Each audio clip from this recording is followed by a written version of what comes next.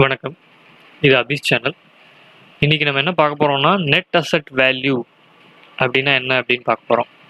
இது ஏன் முக்கியம் அப்படின்னு பார்த்தீங்கன்னா, ஒரு மியூச்சுவல் ஃபண்ட் எப்பவுமே அதனுடைய பிரைஸ் வந்து நெட் அசெட் வேல்யூ அப்படிங்கிற ஒரு விலைக்கு தான் நீங்க வாங்க முடியும்.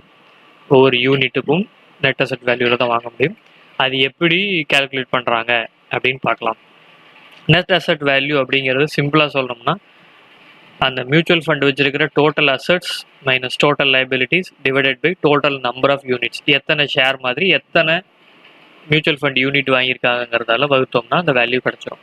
ஆனால் அதுக்கு முன்னாடி நம்ம அசெட்னா என்ன அப்படின்னு பார்த்துக்கணும். அசெட்னா ஆக்சுவலாக இப்போ நீங்கள் படம் கொடுக்குறீங்க, அது மூலமாக மியூச்சுவல் ஃபண்ட் வந்து ஒரு ஷேரை வாங்குது, இல்லை ஒரு பாண்டு வாங்குது, வேறு ஏதோ ஒரு இன்ஸ்ட்ருமெண்ட்டில் இன்வெஸ்ட் பண்ணுது.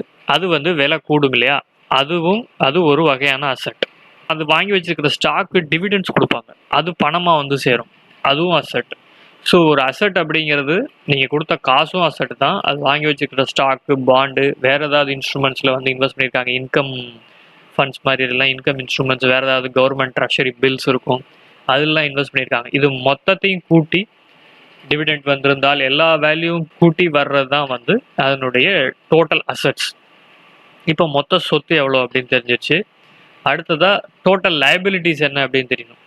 லைபிலிட்டிஸ் அப்படிங்கிறது என்னன்னு பார்த்தீங்கன்னா, அன்னைக்கு தேதிக்கு அது கொடுக்க வேண்டிய ஸ்டாஃப் எக்ஸ்பென்சஸ் இல்லையா, அவங்க வேலை பார்க்குறவங்களுக்கு சம்பளம் கொடுக்கணும், பில்டிங்க்கான ஒரு வாடகை கொடுக்கணும், அப்புறம் அவங்க வச்சிருக்கிற கம்ப்யூட்டருக்கு வந்து இல்லை வேற என்ன வகையான ப்ரோக்கரேஜ் கொடுக்கறது, இது எல்லா சார்ஜஸும் சேர்த்து லைபிலிட்டிஸ் அப்படிங்கிறது.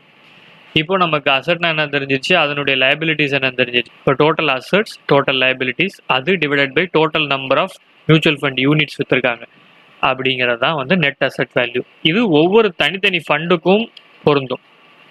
ஃபண்டுனா மொத்தம் மியூச்சுவல் ஃபண்டு கம்பெனிக்கு இல்லை, சிங்கிள் ஃபண்ட் ஒவ்வொரு ஃபண்டுக்கும் இந்த மாதிரி ஒரு NAV கால்குலேட் பண்ணுவாங்க. இந்த NAVயை ஒரு ரூபாயாக சொல்லுவாங்க, 110 ரூபா 120 ரூபா, அந்த பணத்தை கொடுத்து தான் ஒரு நெட் அசெட் வேல்யூவை நீங்கள் வாங்க முடியும். இது ஒவ்வொரு நாளும் வந்து நிர்ணயிக்கப்படும்.